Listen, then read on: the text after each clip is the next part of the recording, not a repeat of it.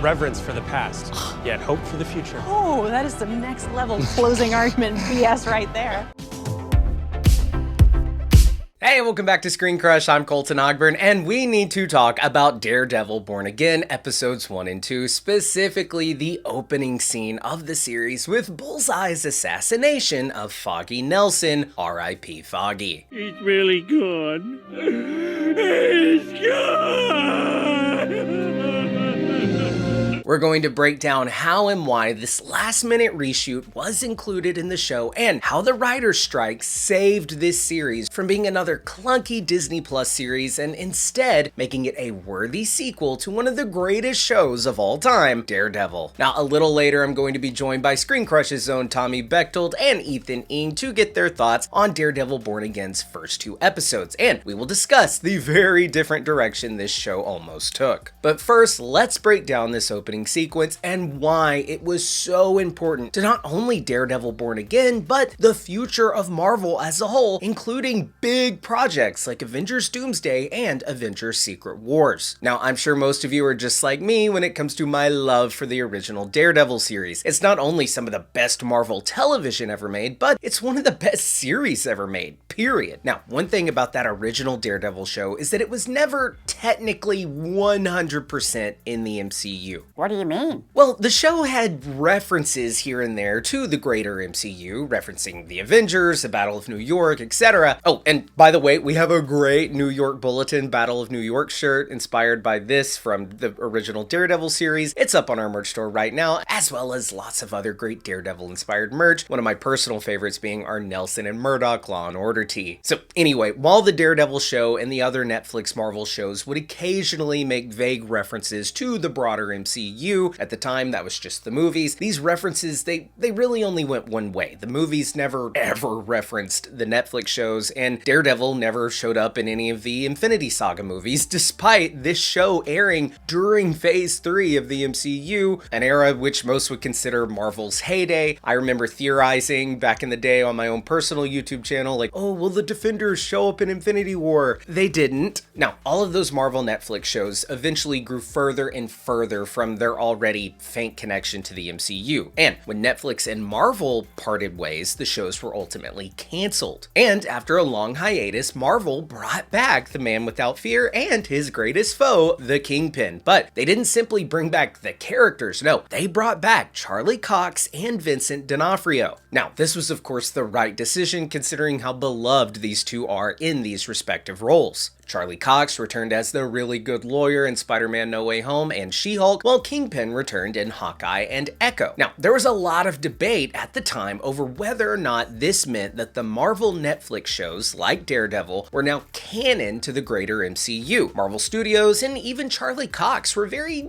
ambiguous about how this show would connect to the original. It was believed for a while that these Netflix shows could be viewed as loose histories to the character, but anything that they didn't want to keep canon could be ignored. And to me, this is where Marvel f***ed up. Yes, Charlie Cox and Vincent D'Onofrio are great in these roles, but they aren't the only thing that made that show work. The tone of that show and the supporting characters like Foggy, Karen, Frank Castle, and more were also what made this show so great. At first, Marvel was seemingly taking an approach of only bringing back Cox and D'Onofrio and giving us a neutered, watered-down, family-friendly version of the characters. And we saw a little bit of that in No Way Home, and She-Hulk, and in Hawkeye, but that started to change a little bit in Echo, a show which also underwent a lot of reshoots and reworking mid-production. Now, this plan to have Daredevil, Kingpin, and their new show, Daredevil Born Again, have the look and feel of a Disney Plus Marvel show was slowly but surely becoming a really clear mistake. Having this series be essentially a reboot, not a continuation of the original series that ignored much of the show's past, it was a clear problem because the show had such a dedicated dedicated fan base, and that's when things began to change for the better. Now, look, Marvel is notorious for completely changing a project mid-production, and they have basically made reshoots an industry standard. Now, usually these reshoots and script changes in the middle of a production feel like duct taping a broken plate back together. They're super messy, and you can usually see them. Like, I'm confident that I could point out every single reshoot in Captain America Brave New World. All of this is to say, this messy style that Marvel had adopted by recreating their shows and movies in the editing bay and in reshoots, it isn't great. It's not a great way to go about making quality content. It's better to have your story straight before you start filming. Crazy, I know. I mean, that'd be like if I was doing this video right now and Doug was over there writing the script as I went. Yeah, I'm sorry, I wasn't listening. But with Daredevil Born Again, we are seeing this willingness to completely upend a series and change it in the middle of production actually be a good thing, and perhaps actually might have saved this show. One of the biggest complaints with the MCU as of late has been that Kevin Feige is clearly being stretched too thin. During the writer's strike, production on Born Again was halted, and this gave Feige the opportunity to step in, watch some dailies, watch what they'd had cut, and come to the realization/correct conclusion that the show wasn't working and that it was time to embrace the past. This entire saga, the multiverse saga, has been about embracing the past. So if you're going for nostalgia, then just freaking do it. And that's where everything started falling into place. Report after report began to drop of returning cast members like Deborah Ann Wool, Eldon Henson, Wilson Bethel, Eilette Zur, John Bernthal, all returning. This entire opening sequence for this episode, this first episode of Born Again, was one of the most recent things shot for the show, which is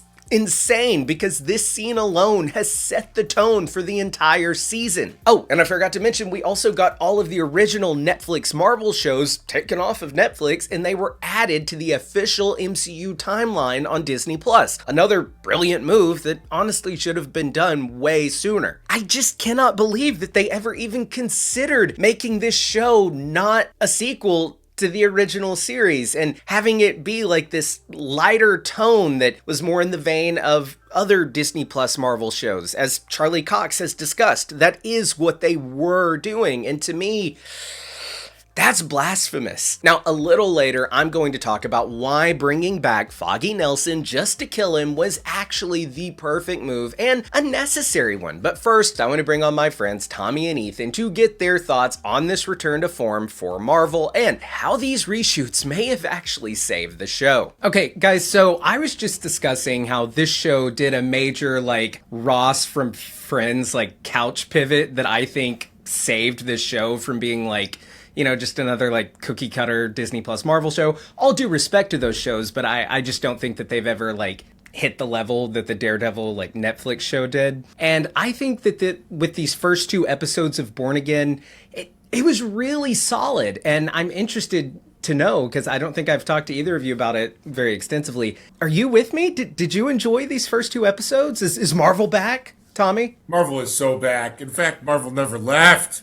No, I really enjoyed these episodes. I thought that they certainly get it going. They put some high stakes on this series immediately, and something that I remember when the Daredevil show came out on Netflix was like the like realistic fight scenes just separated it from everything else. Like people getting out of breath during fights is so rare in TV and movies, and it's just I really enjoy the way they do it, and they took it to a new level this season on this show. So yeah, I'm all in. So Tommy, I think it's safe to say, like, are you with me on the fact that the reshoots, like we saw from like set leaks and stuff, the stuff with Karen and Foggy, that was added really late in the game after the writer's strike, halted production and all of that.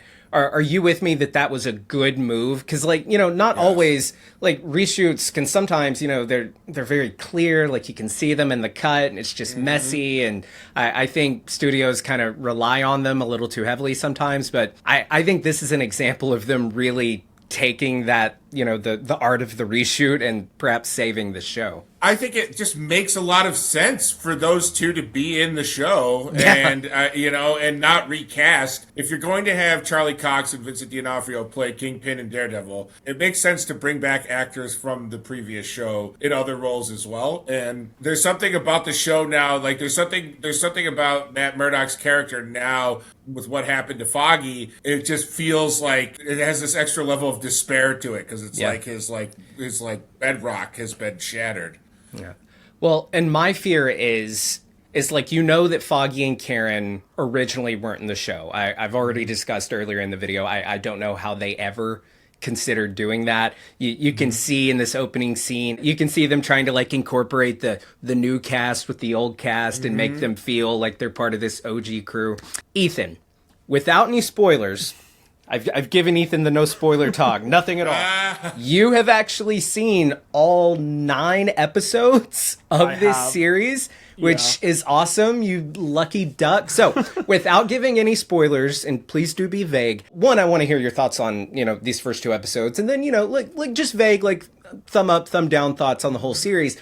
But I'm also curious, my fear is that we are going to see in the rest of the episodes, like, oh, this is pre-reshoots, this is post-reshoots. Without giving anything away, does that wishy-washy, like, back and forth, do you feel that in the upcoming episodes? Or do they stick the landing with, like, sticking true to the look and feel of the original series? So, I would say that there's one storyline that I can clearly tell is, like, a reshot or a pre-rewrite storyline. Gotcha. But what is added there is, I think, so good. It's a big thumbs up for me. Like, it is everything I love about the original series, but actually, like, in the MCU without just making mention of the incident or the Hulk or Iron Man above the sky and stuff like that. So I love what the show is doing. I think the first 2 episodes are an amazing, like, reintroduction. We get the, like, feeling of Daredevil again, but it's not the same. It was never going to be exactly like the original, but I love what they're doing with these first 2 episodes, where we see Matt kind of punishing himself and all that. Well, I don't want to come off as, like, somebody who is...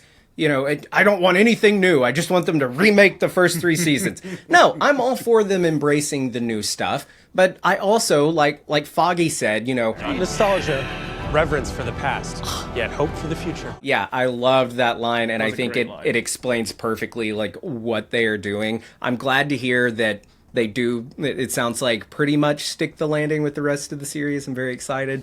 I might be really biased, but I do think it is Daredevil's my favorite show of all time, but I think they stick the landing. Let me ask you this. Does it feel like season 4? Oh, definitely. Awesome. Okay. I was talking to some people on our Discord, and they made mention of, like, this... knowing what you know about the first 3 seasons, this is a season 4. It's not a season 1 of a new show. This is...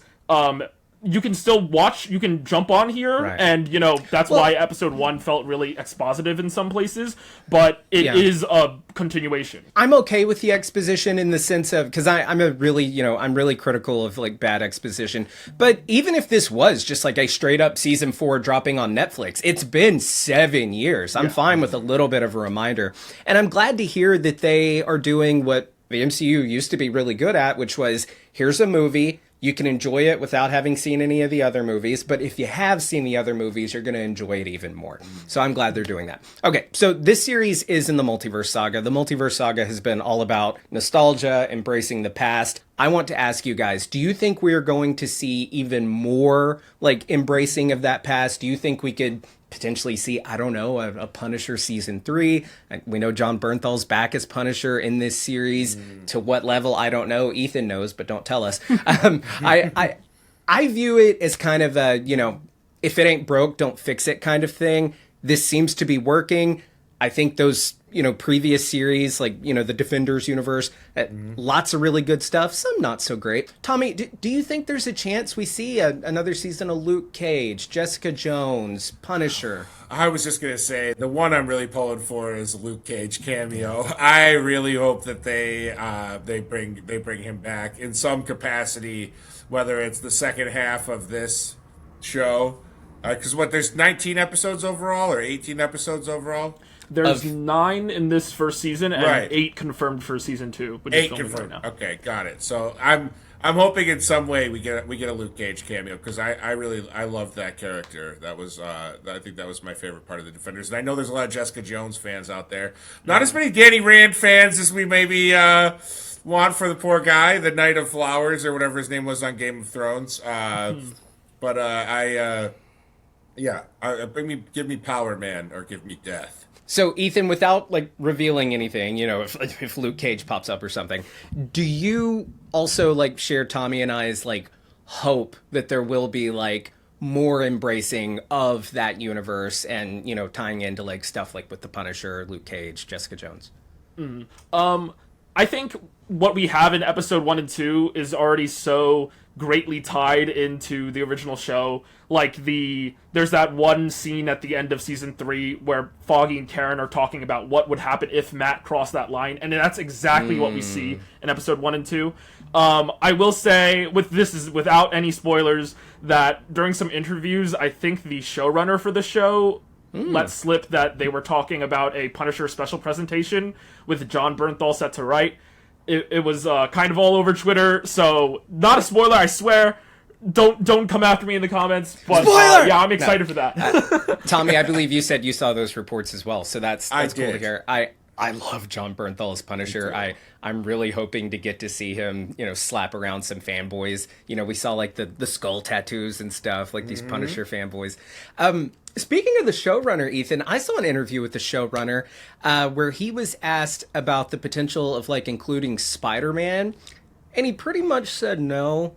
But Yeah. Tommy, I wanted to ask you, this whole season seems to be about, we're gonna see Fisk like drop the hammer on vigilantes. We even got that little Spider-Man mention. I loved it. Oh, dude. I loved it. It was so good. My poor wife in bed, cozy, reading. I'm screaming from the other room. They referenced Spider-Man. They did it! They finally did Honey, it! they did it! They mentioned the spider costume. Oh my God, honey, I can't believe it! Vincent D'Onofrio said it on my TV screen. History was made. Any chance in hell we see Tom Holland make a little cameo? It's so funny Ethan when- say nothing. When Wilson Fisk was walking by that giant pothole that he demands be filled, I was like, that kind of looks like the potholes that Doc Ock was making in Spider-Man No Way Home. Like, I was like, oh God, is Alfred Molina gonna like pop up in octopus arms right now? I was like, that would be wild for this show. They'd be all in. I mean, they did mention a magical amulet, so they are acknowledging, magic and things like that in this world. But I really hope we get a Spider-Man. Well, and I loved the vague, like, the mention of the amulet. Like, they're in the MCU. Like, I was kind of worried, like, this Matt Murdock has hooked up with She-Hulk. That Right. doesn't really fit with, like, the first, like, 2 seasons of Daredevil. But, Daredevil season 3 and, like, the Defenders, they got pretty mystical as well. So I'm glad that they're, like, just kind of embracing the quirkiness of the Marvel Universe. And, Tommy, I think you're spot on about the hole. Ethan, you helped Ryan with our Easter egg video for the breakdown. I haven't actually got to watch that yet. Don't you guys mention that hole was like on the same bridge, like with Doc Ock and all that? It is a similar looking setting. I think Ryan specifically was like, it would have been cool if we got another throwaway line there where Fisk said, oh, that spider guy was fighting a guy in a rhino costume and it's causing this traffic jam. It would have added more to the whole, like... Well, we already see it in the first 2 episodes of, like, citizens having disdain towards vigilantes, but that would have, like, really drove the point home, I feel like. I'll push back a little. I do not want to hear... this is one of my problems with Brave New World. I liked Brave New World fine, but it felt like every 5 minutes they were, like, mentioning the Avengers, Vibranium, Wakanda, this, that. It felt a little too referencey. I'm glad. I think Daredevil is kind of walking that line of... mentioning just ever so slightly. That's my preference. Well, guys, I now want to talk about how bringing back Foggy Nelson just to kill him off might have actually been the the single, like, most important thing to saving not only this series, but really just maybe Marvel in general. And I think it is setting a good precedent for going into Avengers Doomsday, Avengers Secret Wars, and I'm going to explain all of that now. Tommy, thank you so much for joining us. You can find his social links down in the description below. And guys, you probably know Ethan. If you're on our Discord, he's in there quite a bit, and we'll have his social links below as well. All right, here's why Foggy dying had to happen. So, bringing back Foggy Nelson just to kill him was needed, in my opinion. Bringing back Benjamin Poindexter, Bullseye, was also needed. I love Foggy Nelson, and I love Eldon Henson's portrayal of this character, but I am totally fine with them killing him off. Here's why. Daredevil ran for 3 seasons, and we got that season of Defenders. Foggy's story has been told. His fun early law days with Matt, him finding out Matt is Daredevil, his relationship with Karen, him being mad about Matt being Daredevil, and then ultimately accepting it, and then being put in danger many times. It had all been done. So the next logical step for this character and for Matt was for Matt to lose something. Don't get me wrong, he's lost plenty, but if you want to tell a Daredevil story and you want to tell it right, especially a story like Born Again, Matt has to lose something. I mean, in the Born Again comics, he lost everything. It's also in that comic that we see Karen become a heroin addict, which may still be on the table for this season, especially like if she's trying to cope with Matt not really being in her life anymore, and of course with Foggy being dead. We'll just have to see, but I get why some may feel like they just brought Foggy back just to kill him off, and sure, to a degree, that is true. That is what they did. They started this show with no intention of even bringing Foggy back, with no intention of bringing Karen back, which I don't know how anyone could have possibly thought that was a good idea, but I digress. And, you know, sure, it would have been nice to get a little more time with Foggy this season after all of these years, but I have to say, this gut punch of losing Foggy in the opening scene by the hands of Bullseye, following up on this final shot from Daredevil Season 3, when we find out that Bullseye is alive and well, it was the perfect tether between these two shows, and it was a very much needed tether. Now, Foggy Nelson and Matt Murdock, the relationship between these two best friends that we became so invested in, hell, these 3 best friends, it would have been criminal not to use all of that character development and all of that story and lore from those other shows to further the story of Daredevil. So I think that bringing them back was crucial to saving this show from becoming another mid cookie cutter Disney Plus nightmare, and instead bringing back Foggy and having him killed off in that first episode, it was the cherry on top to the complete reshuffling that we saw take place during this show's halted production, a reshuffling that ultimately saved the show. But guys, those are just my thoughts. I want to hear your thoughts down in the comments below. Do you agree with me that bringing back Foggy and Karen and heavily connecting this series to the previous one was the right move? Let me know your thoughts on that down in the comments below, or you can at me on Twitter, or you can find me on our Discord, link in the description below. If you're new here, please feel free to subscribe, smash that bell for alerts. For ScreenCrush, I'm Colton Ogburn.